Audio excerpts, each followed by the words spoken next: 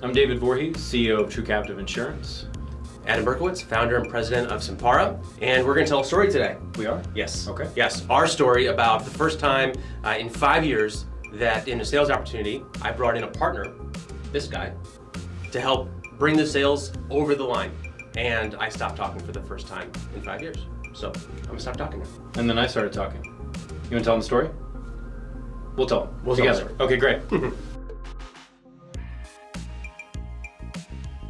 At True Captive, we believe in creating a better insurance experience. As one of the fastest growing captives in the country, we accomplish this in two ways. The first way is how most people know us. We're the only insurance company in the country that invests its own capital into its members' programs. This creates synergy between the two companies by saying, if you're running well, we're making money. If you're running poorly, we're losing our investment. So you never have to wonder what's in your increase or what's happening at the end of the year. The second one, which is most important to me, that I believe really sets us apart, is the partnership with our brokers. As a former head of HR, I understand that the relationship with the broker and the company is critical. The success of the company is largely dependent on the broker and the head of HR's relationship. So we're back there trying to help them create a seamless program that's at the benefit and hyper-focused on its membership. Simpara is a company about people. We all know that healthcare is broken, but the secret is that not only is healthcare already fixed, but there's a formula, a recipe that other employers can follow to provide the most incredible healthcare experience and benefits imaginable to their people. We're a modern benefits advisory firm ushering in values such as trust, transparency, and courage to restore hope and wages for employees across the region. We're enabling employers to own their own healthcare dollars, build their own health benefit program so that they can care for their number one asset, their people. A Midwest manufacturing business approached us. They heard the pitch. They liked what we were saying, and we were at the point of the sales process where they wanted numbers. You know, give us a proposal, right? And when we explained the process and how it worked, there was a lot of tension, right? So the CFO, Ken, was really hesitant to provide us with the data that we were asking for to get him a quote, right? And it didn't matter how many times I told him, this is why we need it, this is how the process works. I wasn't getting through. And so that's when I called David and I said, we have a problem here. This is either going forward or it's going nowhere, but I need your help. And when Adam called me and he explained what was going on, I had this feeling, and this was from my background in HR, that there was something that the customer wasn't telling us.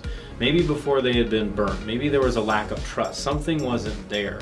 And I said, Adam, before we give them numbers, we need to ask that question. I'd love to get on the call and ask that question. I'd say, hey Ken, what's going on? It seems like there's resistance or hesitancy to participate in this process. Because at the end of the day, the process was what was going to tell him if this was a good opportunity or not. Right. If his current plan was good, if his current plan could be better. Sure. But to me, it all started with, tell me a little bit about why you're hesitant. I feel like something's there. And if I remember correctly, that was almost like an aha moment. The minute I said that, his whole demeanor changed. He started talking to us a little bit more about their program, what they were looking for. That's right. And I remember it was the moment where you described your investment, right? That as an insurance company, you're going to put your own money into their plan. And if the plan doesn't work, right, that was the big fear, this doesn't work, you lose more money than them. And that was the conversation that tipped the whole thing. And that's what moved the ball forward. Yeah. And Adam tells me a lot of time that I don't put enough stock into the investment we make into the customer, but you're right.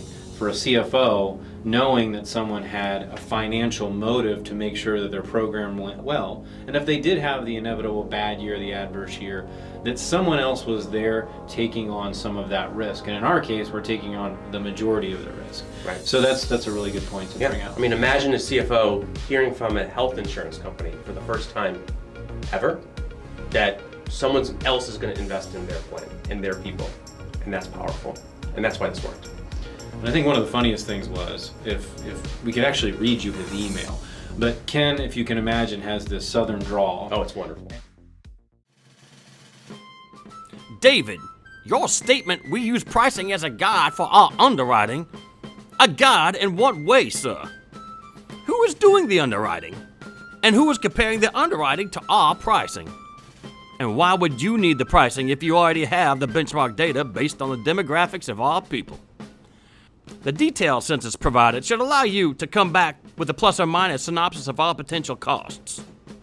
Providing you with our cost does not add any more value other than giving you a benchmark to provide pricing that may be competitive to what we already pay. Regards. Sent from my iPhone. And he was just telling us that, well, if I had somebody's pricing, I could beat anybody's pricing. And so we had to explain to him that part of this insurance game, when you're coming from a fully insured product, there are no claims. Nope. There's nothing that we can see. So what we had to do is find some underwriting baseline to help us. So the pricing wasn't for us to shadow price it. The pricing wasn't for us to just pick something close to it to Right. win it. It was to say, listen, what does the fully insured carrier know that we don't? And let's base our own underwriting methodology and check ourselves with that pricing. That's right. And if you remember, our price was actually more expensive than they were paying. And we still got the case. It was. And I think that goes to the whole part about us partnering and Right. discussing what the experience is like. What were they going to get from us? How are we going to work to trend down those claims? Because although the maximum was more expensive, and so was the expected actually Right. on this one, we were talking about how could we get it below that. But we weren't going to bait them with that. We were going to say, let's focus here and what can we do to move it down versus, well, here's where we start and this is the worst case scenario. Yeah. So I think that was a good point. The best question he asked if you can model without claims. I don't want to see any claims in your modeling. Yeah, in my mind, as he said this, as a former head of HR, I'm going, I have to tell him that this isn't possible, but I don't want to mess this up because Adam and I feel like this is going well. But I said, Ken, I got to be honest with you. I can't sit here in front of you and tell you that we can model it with no claims because there is no scenario in any plan year Yep. that you would never have a claim. You literally will start claiming immediately after your plan starts. Probably pharmacy, but yeah. When he said, Adam, could you model this without claims? We were both, Sure, I can do it. It's not going to work. It's not going to happen. It's not going to happen. We got the deal. We did. We got the deal. Yeah. And then I believe you said that he called afterwards. Right. And had made a comment about the question that I asked. That's right. He said, you were asking me about trust, and you were asking me about, did we have a problem with our broker in the past that we didn't like this insurance process? And he said, that's not at all what this was about. I just need to deeply understand what we're talking about in order to make an informed decision. And that was pretty powerful. Yeah, and I think that's a critical part. Like anytime you're in sales, anytime you're in some sort of business where someone is buying and selling, we get caught up in thinking and deciding for the customer Yep. and then trying to provide a solution for whatever we said. That's why that person is there. And although the question that I asked about what's preventing you from moving forward, my thought was you've been burned in the past. His answer was, Hadn't been burned in the past. Right. I just need to understand what we're doing here. Right. Right. I've never heard about self-insuring before. This is the first time anyone's ever explained self-funding or health plan. ask a question, let them answer, and then listen. You know, there's a saying that goes, never tell what you can ask. This is one of those perfect examples of, Right. we could have talked, we like talking, right? We're talking now. But we asked the question and we let him answer. And ultimately, we won a prospect, Yep. a prospect that we didn't think we were going to win, with a price that was higher Right. than what he saw on a spreadsheet. Altogether, a pretty good win. Boom. Boom. So at the end of the day, if we didn't bring in David and True Captive, you know, there's no doubt in my mind this opportunity was dead. And I'm happy that you did, because with Adam's trust, our goal was to help him win the deal. And correct me if I'm wrong, I think one of the hesitancies about bringing in a vendor or a partner into this is their focus may not be aligned on helping you, it may be advancing their own agenda. That's right. It's about their company, their product.